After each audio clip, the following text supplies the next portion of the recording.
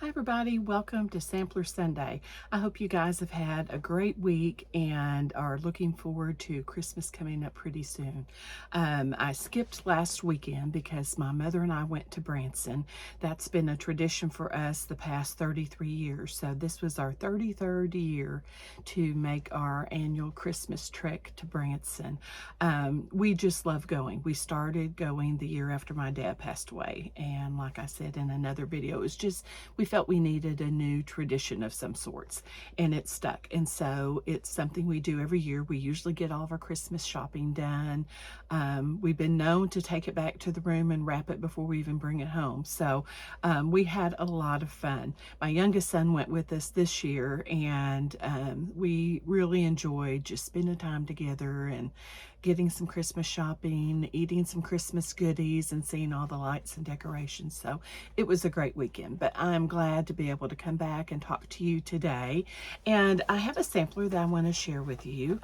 And we're going to kind of focus this week on how do I know it's really an old sampler. And I'm going to tell you what kind of inspired this video. We were on our way back from Branson, and there's an antique mall just outside of Harrison, Arkansas, that when I'm coming back or going to Branson, I always like to stop at it. It's a huge red barn and just full of really good antiques. So we stopped.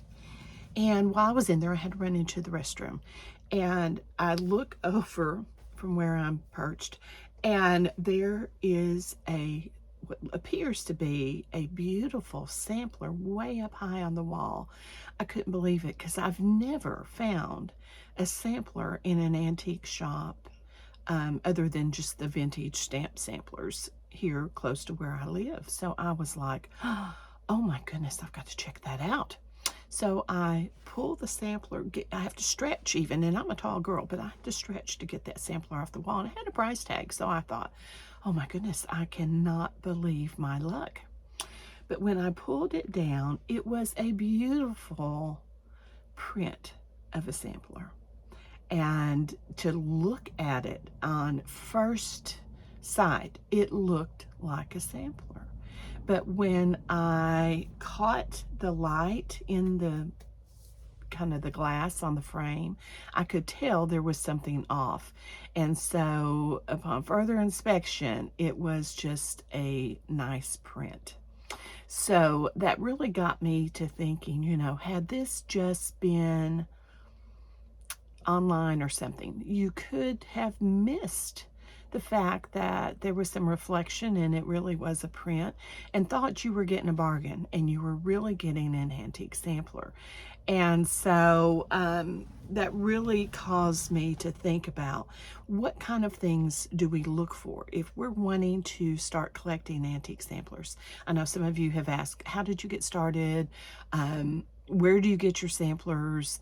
What do you look for? And so I thought, I'm just going to talk about that a little bit more again this week because of my experience in the bathroom at the Red Barn Antique Shop. So you guys have a lesson based on that this week. This particular sampler that I'm going to use to show is an authentic antique, but we're going to talk about things to look for that help me know for sure I got the real deal. So if I'm just going to kind of hold it up, and it's a big one. Sorry about the crease there. I've got to do some work on get her straightened out, but she's a beautiful sampler. But part of the reason she's so big is this was amazing to me. She is stitched on 28 count, 1 thread over 2. So she looks very faded when in truth she's really not faded. It's just such a light color. Very rarely have I seen just 1 thread unless it's a heavy wool. That of course is going to be thicker anyway, but this is, and I'll show you some up here at the top. It was so dainty that at first I even thought, is that a stamped sampler? Because it looked like possibly that was stamped. You can kind of see how light that is, but it's not. It's just 1 very thin thread over 2. So this sampler was done by a Sabina Williams Bowen, And I thought, wow, with 3 names, that should be fairly easy to find. She was 13 years old when she stitched this. The only thing that's kind of a trick is there is not a date on this sampler. So I don't know when she stitched it. I don't really know when she was born because there's no date to reference. If it had said finished her work or finished her sampler in, say, 1880, I could subtract 13 from that to get her birth date, but I don't have that, so it's kind of a mystery. Then there was another piece of information that I thought for sure I'll find this person because this gives the school name, and it's Walton School, etc., ETC. And I thought that's kind of unique. I've never seen a school that has the ETC on the end. So when I started trying to find young Sabina or Walton School, etc., I have not had success. I have found probably 70,000 different types of Sabina Williams or Sabina Bowens, but have not been able to narrow it down because on the Walton School, etc., I have lots of Walton schools that pop up, but not many that say Walton School, etc. So that's kind of a puzzle to me. There was a Walton School in Pennsylvania that could be during this time period. There was also a Walton School that was built in England. And I'll have to say, when I was reading that, I really got tickled because I taught school for many years.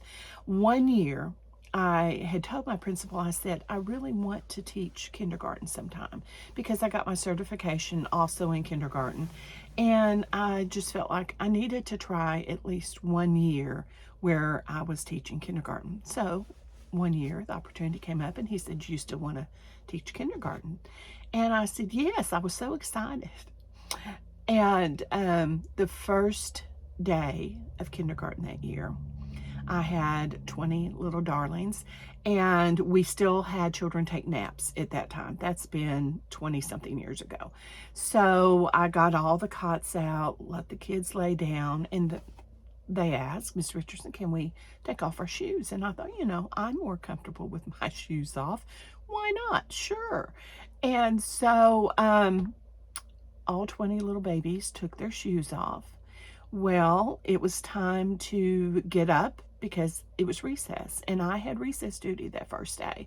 And so I started about 10 minutes before recess, and I had the kids waking them up, putting the cots up, and then I said, you need to put your shoes on. Well, lo and behold, it had not dawned on me because I had taught older students.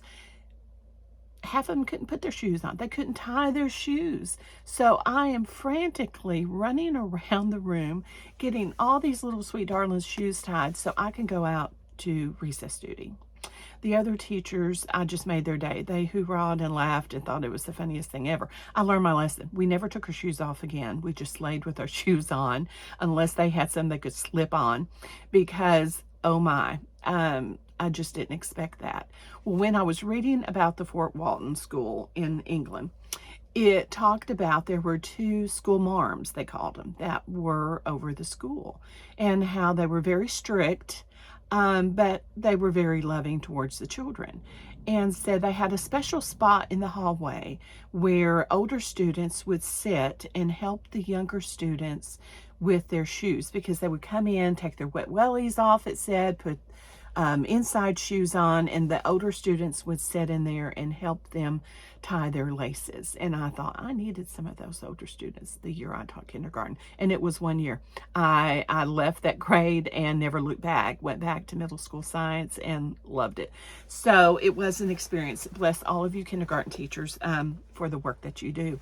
Now back to Sabina's sampler. I have not pinpointed exactly what Sabina it was that stitched the sampler. I have not pinpointed what Walton School, etc. it was that she attended. So, any of my UK friends out there that are watching and you have any idea about a Walton School, etc., please drop me a line. I'd love to hear and would appreciate any and all help in trying to locate this. It's kind of a mystery still. But things that I found out. She probably was Welsh or Irish. Of course, that doesn't mean that her parents couldn't have moved somewhere. But that typically that name is Welsh or Irish. Before I move on to other things that we're going to look at to tell for sure this is an antique, it has a beautiful rosebud border all the way around it. And so as I'm looking up meaning of different motifs, the roses would have stood for love, beauty, patience. It was kind of a good thing. The hearts, and there are several hearts here towards the bottom, those stand for love and faith, and I thought that was kind of fitting because the verse that Sabina chose to use says, "Be thou faithful unto death, and I will give thee a crown of life." And it's kind of hard to read that. We talked about that with the last sampler because the words are so close together. She just didn't have the room to spread them out. There is a pair of birds. There's one on either side, so I don't really know. Maybe it's just a single bird. But a pair of birds means eternal life. So that kind of goes along with the quote I felt. Flowers would mean nature, youth, gentleness. A tulip, which is this little tulip down here on between the hearts, would mean youth, love. And then we have a flower in a basket on both sides as well. So I think Sabina liked flowers with that rosebud border and all the other flowers that she included. Let's look at what are some things that tell me it is authentic. The first thing I'm going to look at is the background fabric. What is this sampler stitched on? And I'm going to try and hold it up a little bit closer so you can see. It is a linen. It's not Aida. And that's something that I want to point out. I found a pincushion one time that was supposed to be an antique. And it looked very, very old. The only problem, it was stitched on Aida. Now, Aida was around in the late 1800s, so it very well could have been an authentic antique pincushion. However, the Aida throws a red flag to me because that is a later date. So if you come across a sampler that's done on Aida, that can be a definite red flag that it truly is not an antique sampler. Nothing wrong stitching samplers on Aida. My mother's stitching a model for me for market that is actually done on an Aida cloth, and it's beautiful. But if you're looking for an antique, that is a red flag. Now, the next thing I want to look at is the fabric again. This fabric is kind of, I'd say maybe an antique white color. There is staining on it, but now that lends itself to being authentic. What would say, oh my, that may be a red flag, is if, let's say the background was very white, very clean looking, and then there were just splotches of stain or what looked like tea dye kind of scattered. That would be a red flag because that's probably a new sampler that someone has attempted to make it look like it's an antique by splotching with either tea or coffee or walnut juice, something that would stain it. If you'll notice on this sampler, do you see all across kind of where my finger is here, all across that section is pretty stained? That would have been probably from a fold. And here we have a stain, but you can kind of see it bleeds into the fabric, and the fabric around it is also not just very clean looking. So lots of little stain spots on here, but they seem very natural. Another thing that I would look at is the type of thread. This appears to be a cotton. Wool, cotton, silk, those would be very common, depending on the area that the sampler was stitched in, depending on the year that the sampler was done, can lend itself to whether it is wool, cotton, or silk. A red flag in a sampler would be, let's say I found a sampler and it looked aged. It didn't look like the background was really light and clean and then spots on it. So I didn't have a red flag there. It wasn't stitched on Aida, it was stitched on linen. But the thread looked like overdye thread. That would be a red flag to me because they would not have used overdye thread on a sampler. That's kind of a new thing. So I would be concerned. Now I have one sampler that I'm using some kind of overdye on, but it is because the way the sampler faded, I really liked. And it went from light to dark, and I'm hoping to achieve that same effect with some of the overdye thread. But if you purchase a sampler and they're saying, no, you know, you can tell it was stitched with overdye thread, the whole thing, that would be a red flag. Now, just another thing that, and I've talked about this, I know, several times before. This one is a good example. You can see this was attached with nails, unfortunately. And you can see all those rusty spots where the nails were. Then if I flip it over, this young girl lined her sampler with like a muslin. And so that's a pretty good sign. You can see there are some stains on the back. I have no idea what those are from. They were there when I got it. But this young girl's sampler is truly an antique. But it's just little things like that that you can take a little bit of time and check out and make sure of what you're getting. This particular sampler, she did all straight cross stitches. And then this middle section, middle alphabet, has eyelet stitches. I was thrilled because eyelet stitches are my favorite stitch to stitch. I enjoy those. So I'm probably not going to reprint. This was not a market release. This will be something maybe next summer or next fall. But hopefully those little tips, if you're interested in purchasing a sampler, those are all things that you can look for. And also use your Ancestry websites. If someone says, well, there's history with this or providence with this particular sampler, you can research some of that and see if you can actually locate that person. Does that time frame that they're saying that person lived match up with what type of sampler that you have? That can also be another clue. So just little tidbits, and always look closely. Learn from me. I'm so thankful I took that sampler off the wall myself and checked it out closely before I hauled it up to the checkout counter. You never know what you're going to get unless you check it out very closely. I'll show you another little thing. It's not a sampler, but it has something to do with sewing that I found when I was at the antique shop. And I just loved it. It's an old sewing box, and I love the little shape of it. I thought it was kind of cute. It has the two sides that open up, the little handle. Here's what the shape looks like. And I just thought it was a sweet little box I could sit next to a chair in my sewing room. And then on the inside, this was probably my favorite part. When you open it up, you have this nice deep bottom. There's a little shelf to put your spools of thread. But look at the top. Isn't that the cutest thing? It had this ruler kind of embedded into the lid on one side. And so, of course, you guys know I get curious very easily. So I started Googling sewing boxes.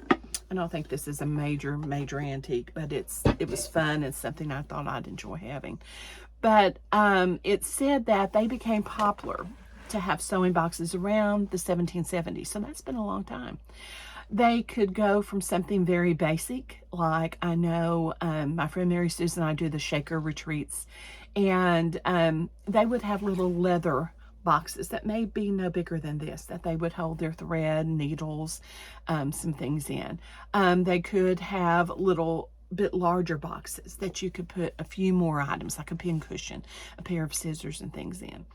All the way up to different types of baskets.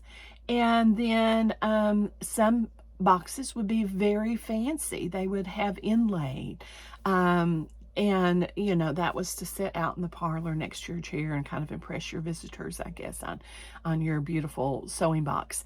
And so many different types of sewing boxes. But the thing that caught my attention when I was reading this, it said that lots of times, instead of being called a sewing box, they were called a work box, because the projects that the women were working on were considered their work. Like, they would get up and that's what they worked on, whatever their sewing project happened to be. So that was their work box. Like, the men, I guess, had tool boxes. The women's sewing boxes became their work boxes. So I thought that was kind of interesting. I'm going to try that with my husband and say, I'm sewing, so I'm working. I'm not just enjoying my stitching. I'm having to work. This is my work box, and we'll see how that goes over. But anyway, I just thought I'd share that little sewing box that I found at my antique shop with you this week.